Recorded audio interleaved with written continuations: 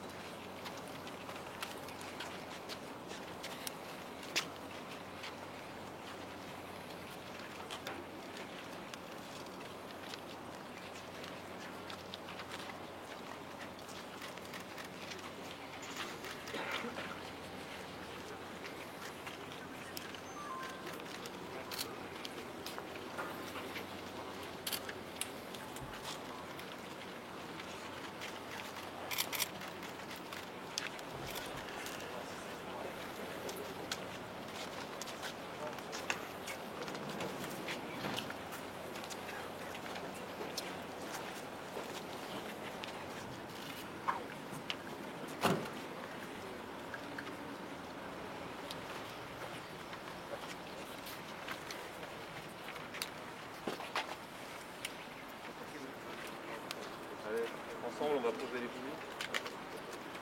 Allez, c'est parti.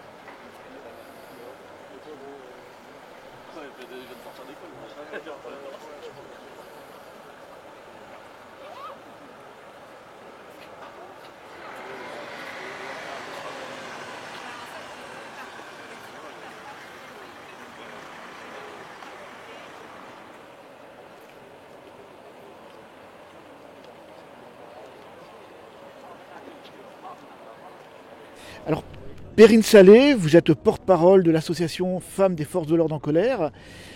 Un rassemblement ce soir, en pleine nuit à Paris, pour rendre hommage à Eric, le policier qui a été tué à Avignon. Oui, tout à fait, un rassemblement qui nous paraissait totalement nécessaire. On est sur les Champs-Élysées, la plus belle avenue de Paris, la plus belle avenue du monde, un symbole de la République française. On a l'Arc de Triomphe pas loin, on a la Tour Eiffel bien évidemment pas loin, on a la place de la Concorde, on a différents symboles qui se retrouvent sur une même avenue. Et surtout, il y a un commissariat de police pour montrer à quel point la police est nécessaire à notre République.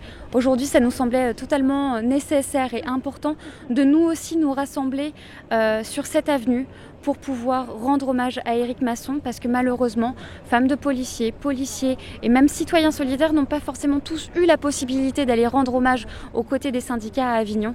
Donc c'était notre façon de lui rendre hommage et de s'unir avec sa famille, avec son épouse, avec ses 2 enfants, avec ses proches bien évidemment, et à notre tour marquer un point d'honneur à ce que la barbarie cesse et que nos hommes et nos femmes ne deviennent plus des cibles.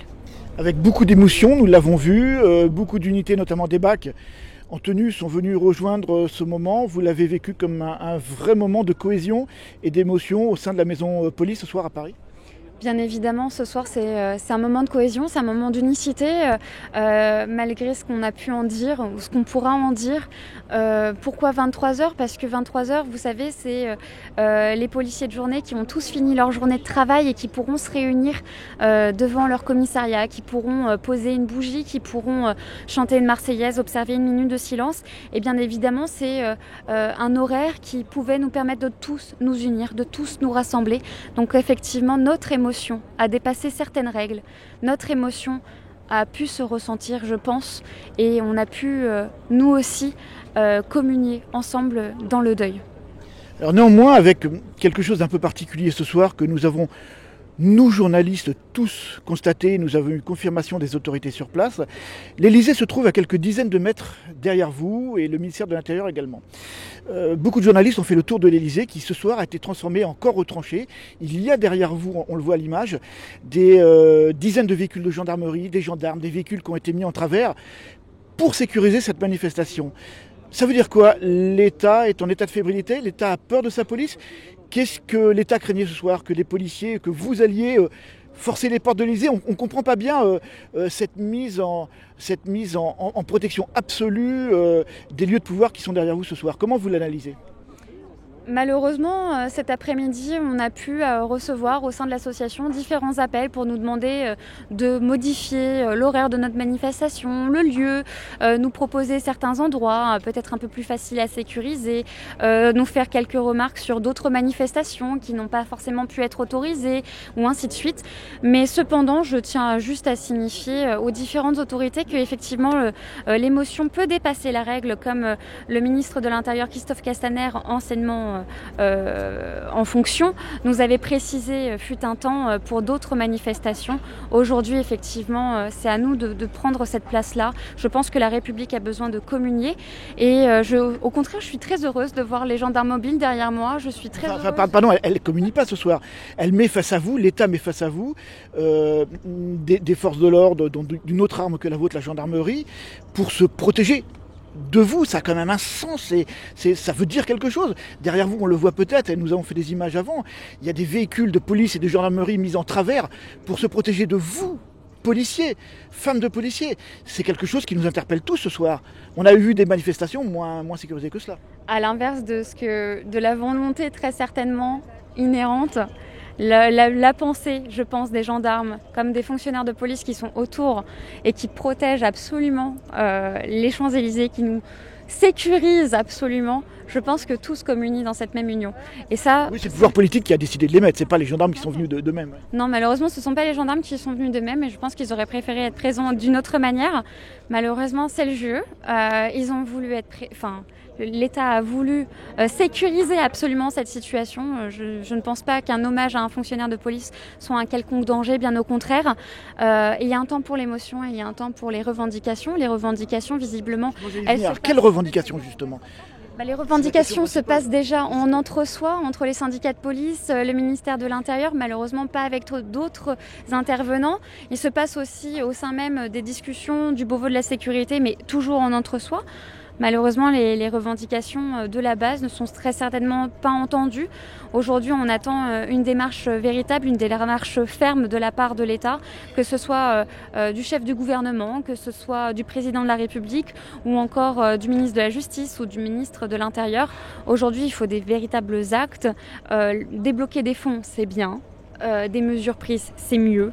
Une sécurisation des commissariats, effectivement. Une protection pour les familles d'autant plus importante quand on sait que des fonctionnaires de police se voient menacés directement à leur domicile ou voient leurs images placardées dans des halls d'immeubles, là où il y a le trafic de stupéfiants qui fait rage.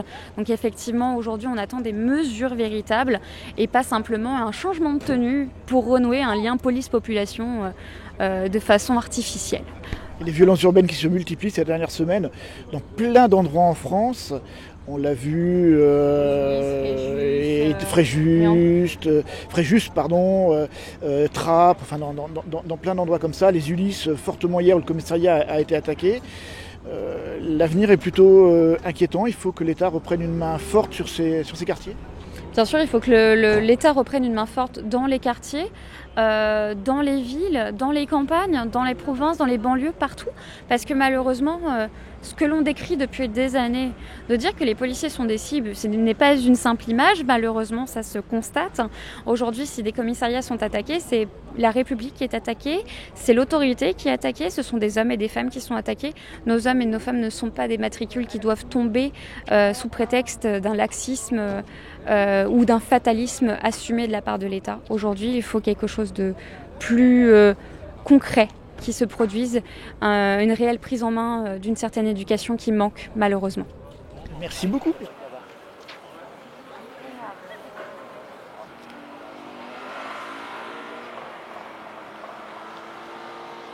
Jamais eu.